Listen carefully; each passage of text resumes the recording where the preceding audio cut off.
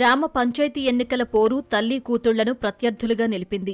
ఖమ్మం జిల్లా పెనుబల్లికి చెందిన తేజావతి సామ్రాజ్యం అనే మహిళ కాంగ్రెస్ అండతో సర్పంచి పదవికి నామినేషన్ వేశారు. అదే ఊరిలో ఉంటున్న ఆమె కూతురు భానోతు పాప ప్రతిపక్ష బీఆర్ఎస్ మద్దతుతో తల్లికి వ్యతిరేకంగా పోటీలో దిగారు.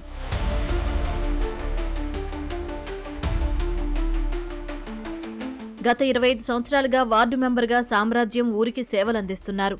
ఎంతటి రాజకీయ అనుభవం ఉన్న తల్లికి పోటీగా దిగారు ఆమె కూతురు. ఇద్దరూ తమదైన రీతిలో ప్రచారం సాగిస్తున్నారు.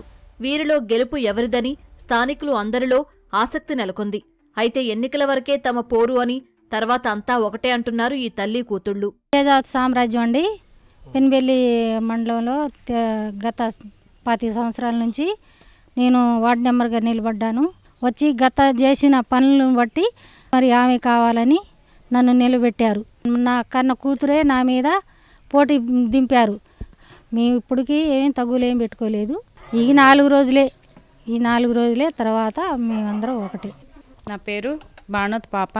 బీఆర్ఎస్ పార్టీ నుండి నేను సర్పంచ్కి పోటీ చేస్తున్నాను. వ్యతిరేకంగా అమ్మన్న తనదే నాదే. ఈ ఎలక్షన్ల వరకే మీ ఇద్దరం ప్రత్యర్థులు, తర్వాత తల్లి కూతురు మేము కలిసే ఉంటాం. నన్ను బీఆర్ఎస్ పార్టీ నుండి సుధాకర్ బాబు గారికి నేనే పోయి సర్పంచ్కి పోటీ చేస్తా బాబు అని చెప్పేసి నేనే అడిగి సర్పంచ్గా బరిలోకి నేనే దిగాను. ఎవరు ఒత్తిడి లేదు.